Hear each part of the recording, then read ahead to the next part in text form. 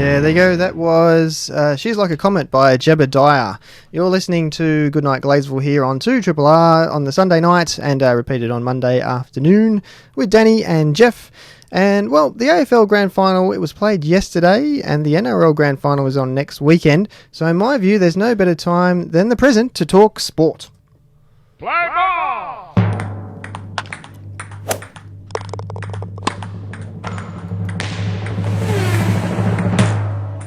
Mr. Back and Roll. What?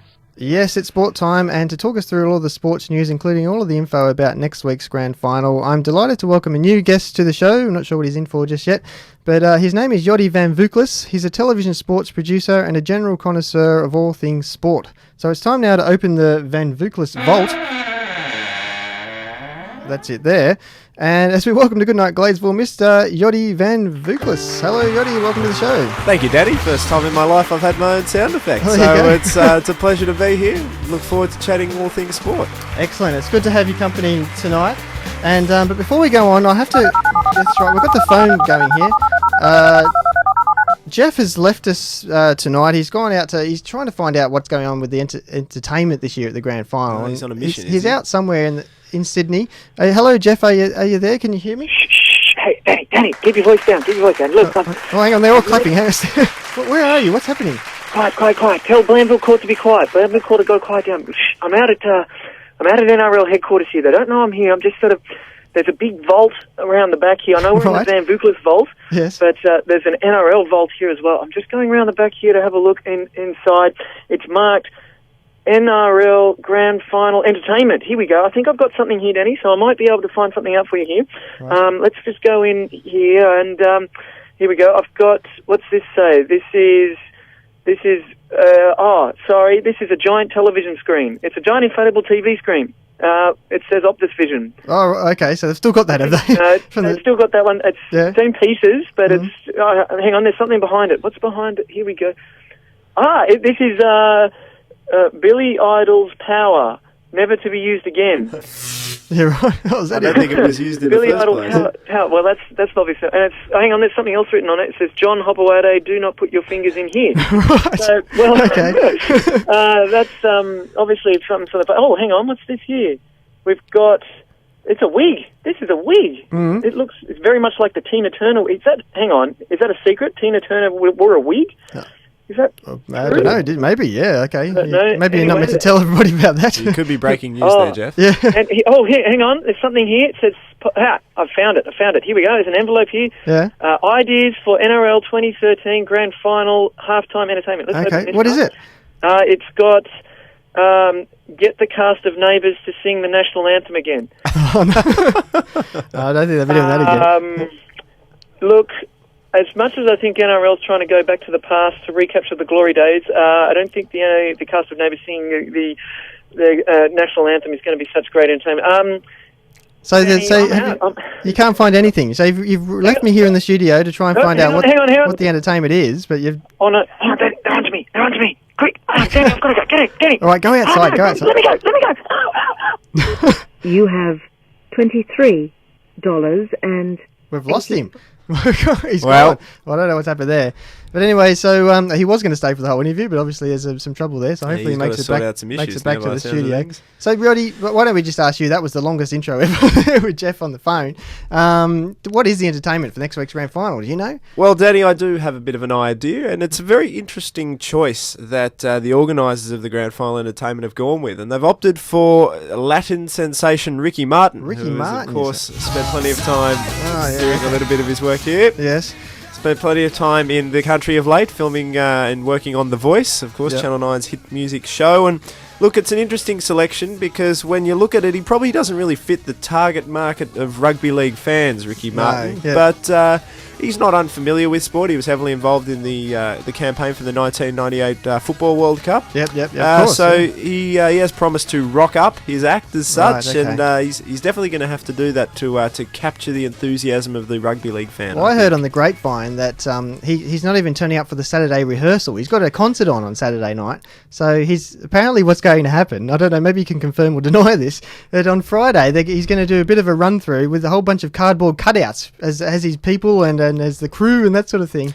No, I have heard that as Have you heard well. this? I have heard that as well, Danny. When it could cause some dramas for the other people involved in producing it and conducting it and setting it all up. But they'll just have to go off the cuff because apparently that's what Ricky's going to do on Sunday. So good luck to him and to all those helping him out. And I also believe Jessica Mauboy is going to be involved in the entertainment as well. And of course, she's been the voice of rugby league this year with the anthem. So she'll be involved in some capacity, as far as I'm aware. So a couple of different voices that we'll hear in the lead up to the kickoff for the. I reckon he should do the cardboard cutout thing on the night. It'll be keeping tradition with an NRL grand final entertainment. It'd certainly cut Things a few not quite costs. working. It'd cut a few costs. Exactly. All right, okay, we should talk about the game. So, of course, we now know that the Manly and the Roosters are going to be in the big game. How are you seeing it? These two pretty strong, tough defensive teams. Absolutely. What do you think it's going to be like next Sunday? We are going to get a titanic battle, I think, Danny. You've got the two best defensive sides of 2013, and they say defence is the key to winning big games, and games don't get any bigger than the grand final. So the Roosters, who made a real habit of keeping sides to nil this year, go up against Manly, who were the second best defensive side. And it's funny that the last time these two clashed, the Roosters were able to keep Manly to nil, and that was just a couple of weeks ago in the second qualifying final. 4-0, the Roosters got over the line there.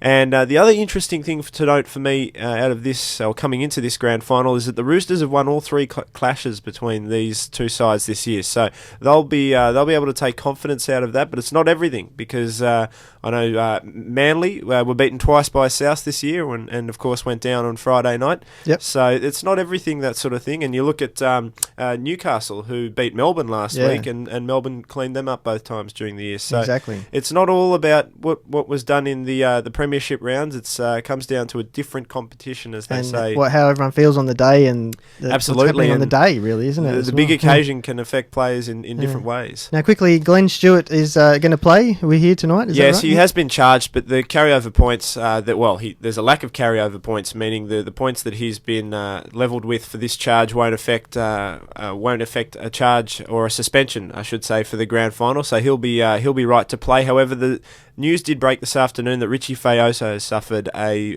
fractured vertebra, so he won't play in the grand final, which is a blow to Manly, because he's been one of their more powerful impact players in a pretty aggressive and pretty robust forward pack this year. So they'll have to come up with someone to replace his presence. Yep. And they'll need it too, because the Roosters have one of the best and most aggressive forward packs in the competition. Yeah, definitely. And now, of course, last night the Newcastle was beaten, and poor old Danny Baderas, his last game ever. Yes, got taken out. Have you heard any more about his? Apparently, he's okay. Yeah, he's left hospital, and there are no head injuries, there are no neck injuries, so we can all rest easy, and obviously Danny can rest easy, and his family can rest easy. Most of all, there was a sickening clash, and you could see right from the point of impact he was out cold, and there was a lot of concern, and rightly so. And people were in the dressing rooms. His wife was there very quickly, and Andrew Johns, a good friend of him, was there very quickly to try and ascertain exactly what had happened. But released from hospital this afternoon, and he'll obviously take a while to recover, because that sort of collision can cause a lot of different issues with the body. But sad way for a tremendous career to end until Cameron Smith came along. Many regarded Danny as the best hooker the game had ever seen. So it's a shame that not only he went out like that his side was also beaten on the night as well, but it won't take anything away from the legacy that he leaves, not only for Newcastle but also rugby league as a definitely game. Not. And hopefully they'll do something for him, maybe at the start of next year's season or something like that, to there'll send be him many off tributes the for right him. way. Absolutely. Yeah, cool. And just quickly looking back at the season, has there been any highlights for you this year in the NRL season? Yeah, a number of highlights, and fits in nicely with the grand final, because for me it's been the return of Sonny Bill Williams and the ascension to the top of the rugby league pyramid. He's just gone straight from the rugby league wilderness right to the top of the to the pyramid. As I say, he's gone and transformed. The Roosters have got a number of high-profile and talented recruits, but none more so than Sonny Bill. And not only on-field, but off-field, he's transformed this club from a bunch of fairly wayward sort of players that had plenty of talent, but didn't always use it, and didn't always harness the behaviour and the concentration that they needed to fully take advantage of that talent. But Sonny Bill, we're told, has been heavily responsible for helping harness that and bring discipline to the playing group and the club. And that's that's just off field. You look at what he's done on field, the way he's just threatened every time that he's carried the ball, the way that he's allowed other players to make an impact, because defensive lines are so worried about what Sonny's going to do, they haven't been able to cope with the other aspects of the Roosters. He's just such a big guy as well. He's massive. You, like man couldn't mountain. pay me enough to tackle Sonny Bill Williams. Absolutely. And for me, a highlight was that game with Newcastle Melbourne the other week. I enjoyed that. Seeing nothing against Melbourne, but they've won enough. It's time for someone else to win. It was a beautiful story to see Dad's Army, as they were dubbed. Yeah, exactly. Defeat the Old odds. Castle, wasn't it? Old yeah, Castle. exactly. They went down there against the odds, and a bunch of old blokes were able to take down the big three, and one of the genuine premiership heavyweights for not only this season, but is that Jeff calling in? He's trying to get back in. He's calling in with some more information or a plea for help. He might be in the police station or something. I'll have to We'll go and bail get him him out later. Yeah. Anyway, all right, great. So that is the football almost finished for the year, and we are running out of time as usual on this show. But just quickly looking ahead to the cricket, the Ashes is on this summer, and of course we've just lost it to England over there. So now they're coming out to Australia, and I just want to know, have we got the other week? Jeff and I, we tried to find out from some higher source if we had any chance of winning. Was that Jesus Christ, that high? No, source? Even higher than that. It was wow. It was the Boonie doll. Oh, of course. Well, yes. But all we could get out of him was this, and Boonie wants a bee. Boonie wants a bee. Boonie wants a bee. maybe you can interpret him better than we can. What does he wants a beer? Does this mean he's drowning his sorrows or he's celebrating? What's going to happen this summer? It could go either way, given that perhaps there's a few Australian players that have been having a few too many beers. No, look, I must say, Danny, I'm pretty surprised with the reaction that's come out of that series. 3-0 is a drubbing. It could have been worse. Could have been 5-0. Yeah, that's true. Yeah. Australia were never in that series for mine. They didn't bat with any conviction or consistency or fortitude. Their bowling was at times fantastic, but also at times wayward. And, of course, more fast bowlers have broken down with injury. The conditions will suit our batsmen a lot better here in Australia than they did over in England. However, the conditions here will also suit England's bowling attack a hell of a lot more than their own do. So Australia will again have a battle on their hands, and again I think they'll start outsiders for this series. I think England deserve to be and will be favourites, and yeah, unless there's a serious twist or a serious turnaround, I don't see Australia winning this series. It'd be the fourth consecutive Ashes series win for England, which they haven't done for a very long time. And it's going to take some convincing. I'll believe it when I see it. There has been some surprisingly positive feedback about the Australian tour of England. I know they won the one-day series, but no, they were totally outclassed for mine, particularly in the high-pressure moments. They were particularly outclassed. And until I see that improvement on the field and a win go up on the scoreboard, then I'll be sticking with England. Tables have turned, haven't they, the last 5 years or so? It's an interesting. But you never know. You never know. Like we live in hope. We do live in hope. I'm taking a positive out of that Boonie Doll thing anyway. Very good. So anyway, thanks so much. It's time to close the Vamvouklis vault now. And say goodbye to Yioti. Thank you so much for joining us tonight on the show, Yioti. No worries, Danny. It's been a pleasure. It's great to have a chat to you. And you certainly know your stuff about everything sport. Oh, thanks, mate. You're making me blush. Yeah, no, you've done a good job. Anyway, you're listening to Goodnight Gladesville here, and hopefully Jeff will get back. I'll check what that message is in a minute. So from the NRL headquarters, and we can spin the magic wheel of wonderment tonight and see if someone can win a prize. That's all coming up here on Goodnight Gladesville, right on here on 2RRR.